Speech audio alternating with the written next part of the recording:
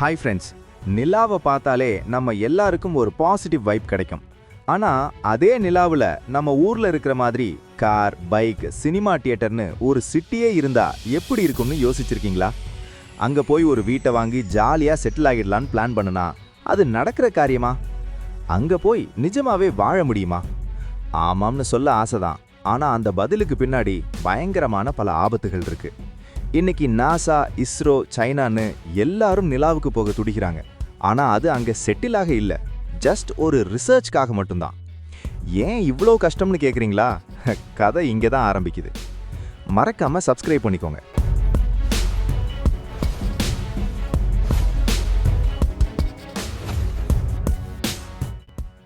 இப்போ இமேஜின் பண்ணிக்கோங்க, நீங்க நிலாவுல முதல் அடி எடுத்து வைக்கிறீங்க. ஆர்வம் தாங்காம உங்க ஹெல்மெட்டை கழட்டுறீங்கன்னு வைப்போம். அடுத்த ஒரு செகண்ட்ல மூச்சு நின்றுடும். ஏன்னா நிலாவுல காத்தே கிடையாது. ஆக்சிஜன் இல்லாதது ஒரு பக்கம்னா, அங்க பிரஷர் இல்லாததால உங்க ரத்தம் கொதிக்க ஆரம்பிச்சிடும்.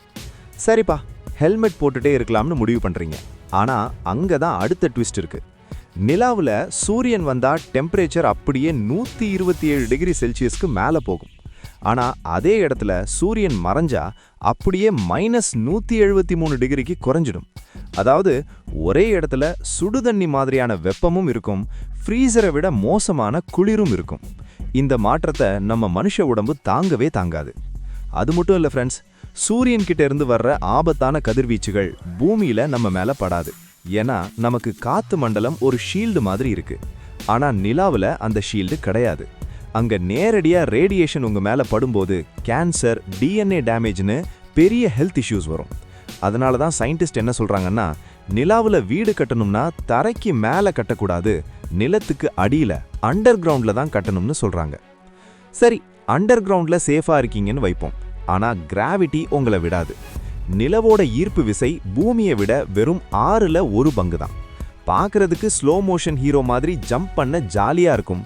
ஆனா சில மாசம் அங்கேயே இருந்தா உங்க எலும்புகள் பலவீனமாகும், ஹார்ட் ஃபங்க்ஷன் மாறும், மசில்ஸ் எல்லாம் சுருங்க ஆரம்பிக்கும். ஏன்னா நம்ம பாடி பூமியோட கிராவிட்டிக்கு ஏத்த மாதிரி தான் டிசைன் செய்யப்பட்டிருக்கு. கடைசியா சாப்பாடுக்கும் தண்ணிக்கும் என்ன பண்றது?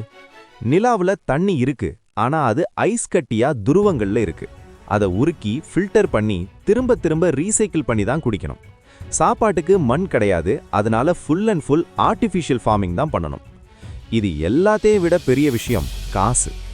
1 கிலோ பொருளை நிலாவுக்கு அனுப்பவே பல லட்சம் செலவாகும்னா, ஒரு சிட்டியவே அங்க உருவாக்க எவ்வளோ செலவாகும்னு யோசிச்சு பாருங்க.